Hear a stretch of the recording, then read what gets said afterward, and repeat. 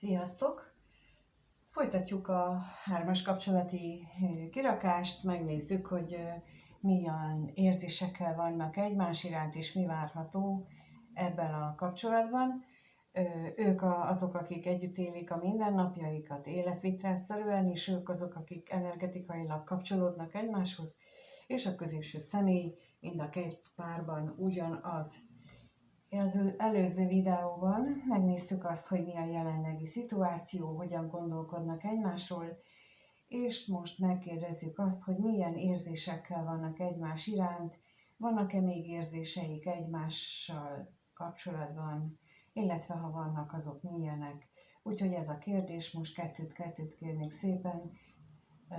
Először, akik együtt élnek, az ő érzelem világára kérdezünk rá, méghozzá a társ érzésére. Mit érez a társ a középső személlyel kapcsolatban? Milyen érzései vannak iránta? És mit érez a középső személy a társával kapcsolatban?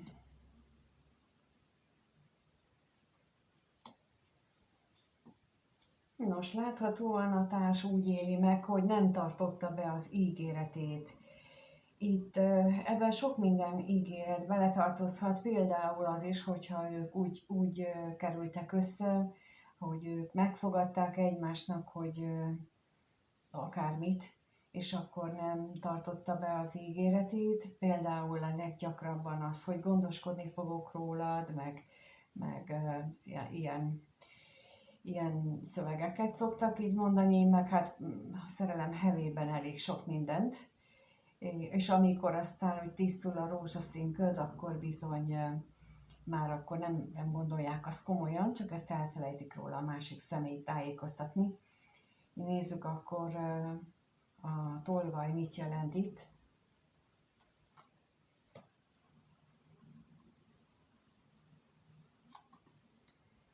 És a levélre is kérnék szépen.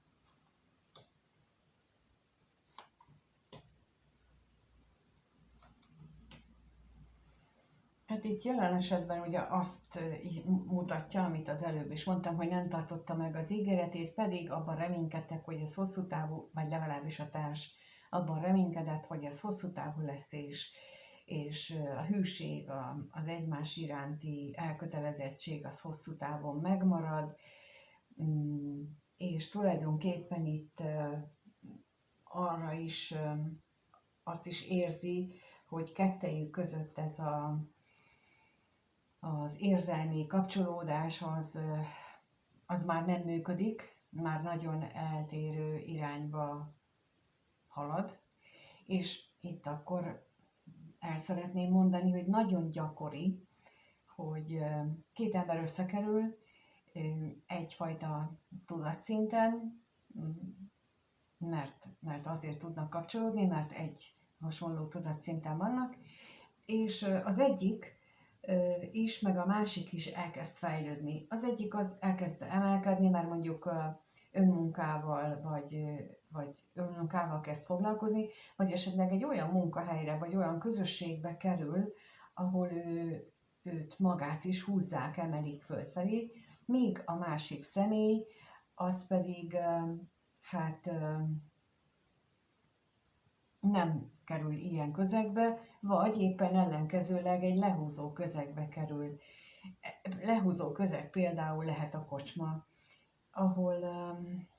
ahol nem túl jó hatással vannak rá, de lehúzó közeg lehet az is, hogy itt, ahogy kiderült, hogy nem tudja betartani az ígéretét, meg már esetleg számon is kérték tőle, például az, hogy ő gondoskodni fog róla, és hogy kiderül, hogy hát azt ifjúi hívben mondta, de a valóság meg szembe jön vele, és hiába töri kezét, lábát, nem tudja megadni azt, amit a másik vár tőle, és ez nagyon gyakran okoz frusztrációt, és ez nagyon gyakran viszi az ember, fiát, lányát, teljesen mindegy, hogy kiről beszélek, a menekülés irányába, és akkor menekül drogba, alkoholba, bármilyen más világba, azért, hogy ne kelljen szembenézni ezzel. És itt jó, hogyha ezeket így, jó lenne, hogyha ezt így magunkkal szembenéznénk, hogy mennyire vagyunk mi ludasak abban, hogy a másik személy esetleg egy ilyen helyzetbe került, és nem mondom, hogy ez könnyű, nagyon-nagyon nehéz feladat, de ilyen és ehhez hasonló karmikus feladatok sora vár ránk a következő időszakban. Ezért mondok ötleteket, hogy mivel lehet kezdeni, és nem kell ezt másnak elmondani, csak saját magunkban megtenni. Na és akkor megnézzük, hogy a középső személy miért éli azt meg, hogy itt az újrakezdés vagy a megújulás akadályoztatva van. Lássuk akkor, hogy mit jelent itt a gyermek.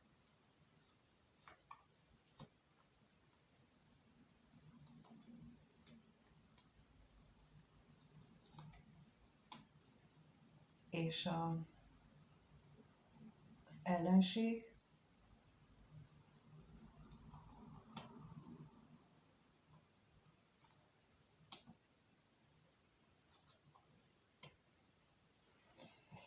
Lehetséges, hogy a múltban, ugye amikor ők erre a kapcsolatra szövetkeztek, akkor még voltak érzelmek, illetve akkor egészen más körülmények voltak, mint ahogy itt is elmondtam, hogy lehetnek ilyen, vagy okozhatnak a függőségbe meneküléseket olyan dolgok, hogy amikor így ez a rózsaszín köd, ami itt is látszik, hogy voltak itt érzések, és a nagy érzések közepette bizony hajlamosak vagyunk akár olyan ígéreteket is tenni, amit aztán később nem tudunk betartani, és ha például a társ vagy a másik személy nem kellően rugalmas a tekintetben, hogy belássa, hogyha mi mondjuk, hogy én nem tudom megtartani ezt az ígéretemet, de ő csak mondjuk mégis elvárja, akkor egy idő után nem fogja mondani, hanem elkezd menekülni, és elkezd látszatot élni, és itt ez mutatkozik meg, hogy itt is, hogy nehézségeket lát a megújulással összefüggésben, rengeteg benne a bizonytalanság, és itt is megjelenik a függőség, és itt, hogy azt lehet-e valahogy normálisan kezelni, vagy a hazugság. Tehát lehet, hogy még itt nem arról van szó egyes esetekben, hogy függőség alakult ki, hanem csak az, hogy nem mondjuk meg az igazat a másik félnek, hogy én nem tudok már neked megadni azt, amit te szeretnél, vagy nagyon gyakran a manipuláció és a játszma egyik eszköze az, amikor állandóan egyik-másik nyaggatja egymást, hogy szeretsz-e még, meg még mindig úgy érzel-e irántam, mint régen, és akkor így tudattalanul is, de ez bizony játszmázás, amikor így magától nem mondja, és ki akarjuk csikálni tőle, hogy akkor mégis kiejtse a száján. Miközben a másik személy, amikor kimondja, nem biztos, hogy komolyan gondolja, hanem egyszerűen csak megszokásból mondja. Ezeken is érdemes elgondolkodni, mert itt is ezt érzékelem, mint hogyha itt a hazugságra érkezett most ez a dolog, hogy hát ez nem biztos, hogy igaz, amit kimond, csak már megszokásból mondja, miközben a másik fél elhiszi, hogy jaj, de jó, akkor még mindig ez van, pedig hát ha hinne a belső intuíciójának, akkor rájönne, hogy ha itt valami baj van, és még időben lehetne orvosolni, de nem történik meg. Na itt az érzések hát eléggé kaotikusak,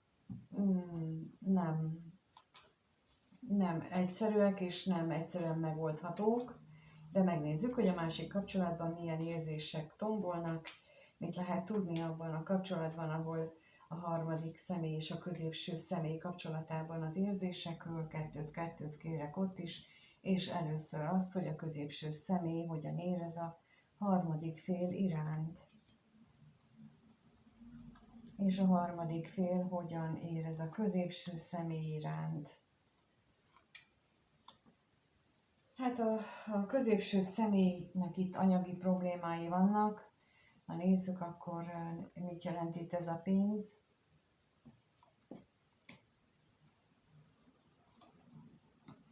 És a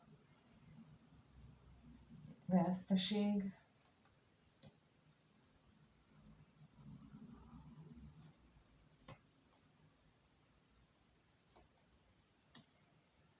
érdekes. Na, itt érdekes, hogy itt vágyna arra, hogy, hogy ők megéljék ezt a szerelmet.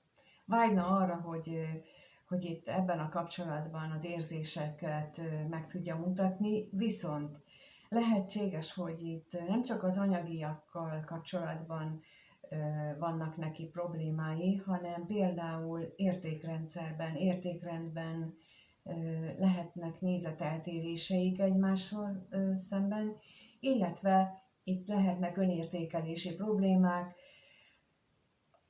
mindkét fél részéről. Én most itt határozottan azt érzem, hogy mind a ketten gondolhatják azt, hogy nem vagyok elég jó a másiknak, illetve a harmadik személy is gondolhatja azt, vagy érezheti azt, hogy nem elég jó ahhoz, hogy őt válasszák. Mind a két ilyen esetben, akkor is, amikor a középső személy azt gondolja, hogy ő nem elég ehhez a kapcsolathoz, és csak ábrándozik arról, hogy de jó lenne, hogyha megélhetnénk ezt a szerelmet minden nap, és a másik fél, tehát a harmadik személy részéről is, aki pedig állandóan arra fókuszál, hogy én nem engem választ.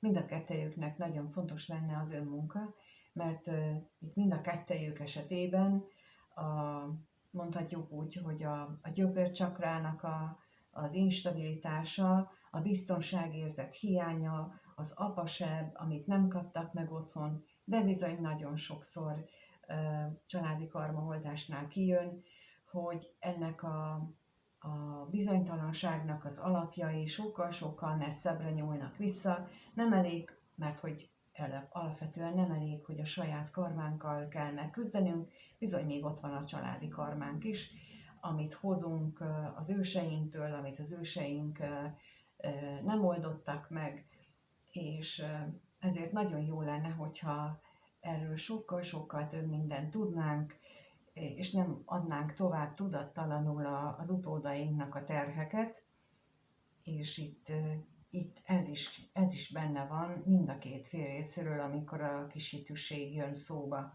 Na megnézzük, hogy a középső személy érzései után a harmadik személy miért gondolja azt, hogy itt a stabilitás a kettőjük kapcsolatában, a stabilitás, a hosszú távú dolgok azok hát szinte lehetetlenek, és akkor az ellenségre kérnék szépen.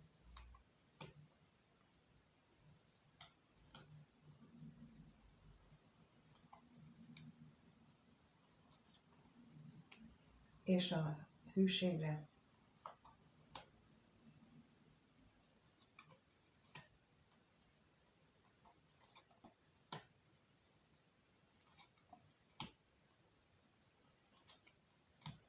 Itt lehetnek bizalmatlansági problémák is, tehát azért mondom, hogy itt nagyon-nagyon kellene dolgozni önmagunkon, illetve például, mint mondom, itt a családi karmaoldásban szokott ez gyakorlatilag itt, ami ide kijött, az, hogy ott van nagyon mélyen, lelkisebbként, amit szeretne ő hátrahagyni a harmadik személy, de nem tud róla, hogy neki olyan hozott, családból hozott kisítősége van, illetve nagyon sokszor ösztönből fakadó, tehát ilyen belsőből jövő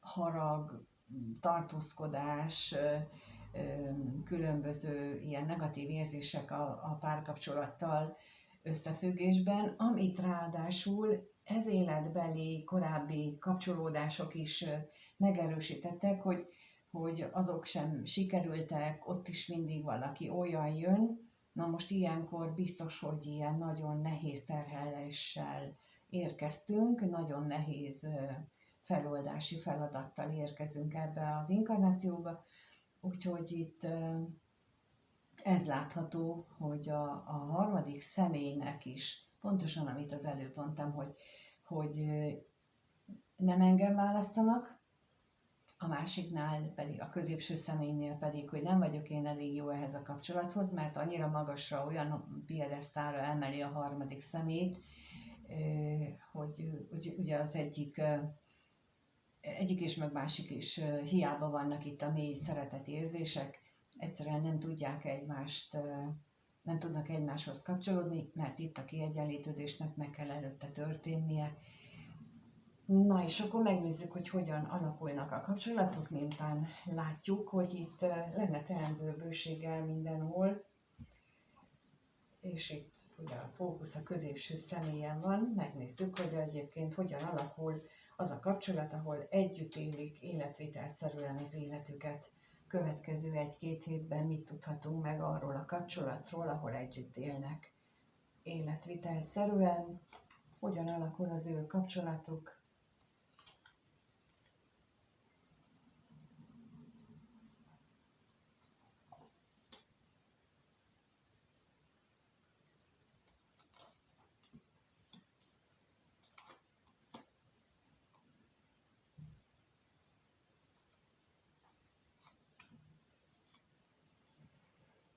Hát olyan, mintha itt az érzések megújulnának, de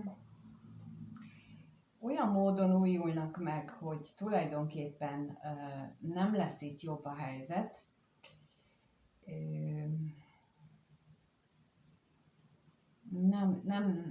Nem teljesen pozitív irányba változnak, de nézzük, lehet, hogy csak látszatna. Mindjárt rákérdezünk, hogy mit jelent itt a szerelem. Mi ez a szerelem tulajdonképpen?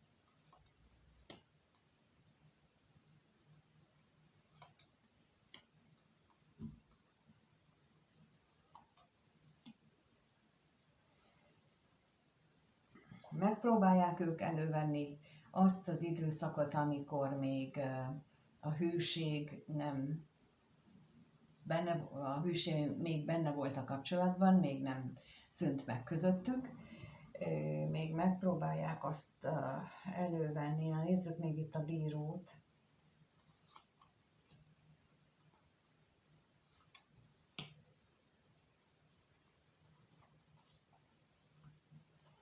Lehetséges, hogy itt azt érzékelem, hogy a bizonytalanság mégiscsak ott marad, illetve ahogy a legelső kérdésnél, a másik videó elején ott lehetett látni, hogy itt mind a ketten az anyagiakra fókuszálnak, és itt ugyanez visszaköszön, vagy hát egy kicsit másképpen tulajdonképpen, de minthogyha ebből a tekintetből nem sok változna, vannak itt változások, amíg az örvendezésre kérdezek, hogy a hétköznapjaik, azok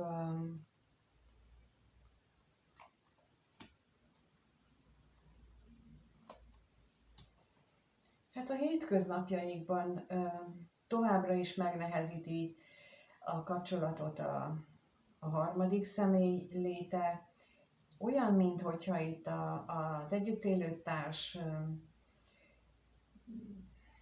biztos abban, hogy az a harmadik, vagy az a másik kapcsolat az működik, mint mondtam, elképzelhető egyes esetekben, hogy nem is működik, de itt olyan, minthogyha ennek a vonulata menne tovább. Hát szóval ez a kapcsolat itt még ez időt húzza. Mert nem látom, hogy itt nekiállnának valóban egy egyességre jutni, vagy nekiállnának annak, hogy most nézzük már meg, hogy én miben vagyok hibás ebben a kapcsolatban, és ne azt nézzem, hogy a másik hibás, hanem hogy én miben hibáztam. Ugyanis, hogyha például itt vállásra kerül a dolog, akkor is azzal kell indítani a vállást követően, hogy akkor én mit hibáztam el az előzőben. Meghúztam-e a határaimat, elmondtam-e a másiknak, hogy én mire várok, mire vágyok. Amikor ő elmondta az ő vágyait, az ő problémáit, meghallgattam-e, vagy csak szajkoztam a sajátomat. Szóval ilyeneket érdemes lenne itt, de ebben a pillanatban nem látom ennek a realitását, de remélem, hogy talán most, hogy elmondtam, hát néhányan talán ezzel a kérdéssel is foglalkozni fognak, mert Ez a megjavításnak az egyik lehetséges útja, hogy így ilyen kérdéseket teszünk fel magunknak. A másik pedig például, hogyha ilyen régi családi karmákat hozunk, akkor azt is lehet oldani. Na, megnézzük azt a kapcsolódást, ahol nem élnek együtt, tehát a harmadik személy és a középső személy kapcsolódása hogyan alakul a következő 1-2 hétben. Ez a kérdés, most erre vagyok kíváncsi. Hogyan alakul az a kapcsolódás, mit lehet ott tudni? Hogyan alakul a következő 1-2 hétben az a kapcsolat? Láthatóan itt a középpontban ma az szerelem lesz, tehát hogy ott, mint az előbb is látszott, itt vannak érzések, bár továbbra is megmarad az, hogy ők külön vannak, továbbra is megmarad a távolságtartás közöttük, de az is lehet, hogy ennek ellenére valamiféle energetikai, szerelmi, érzelmi megújulás történik. Talán azért, mert túlságosan erős a félelem amiatt, hogy teljesen megszűnik ez a kapcsolat. Na most nézzük itt a félelmet, a féltékenységet, mit lehet róla tudni.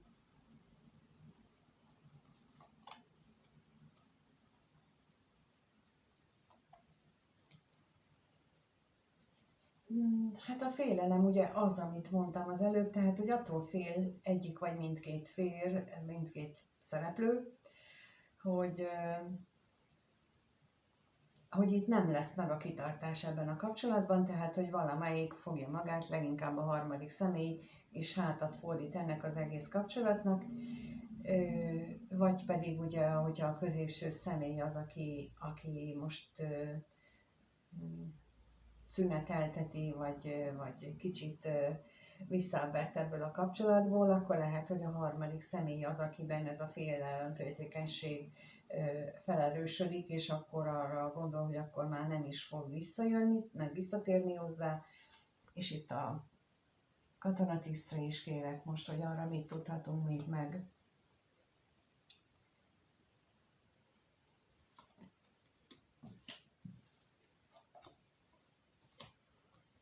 Hát mindentől függetlenül úgy látom, hogy itt azért újra és újra a bizonytalanság is felüti a fejét, ugyanúgy az előbb is mondtam, tehát az látszik.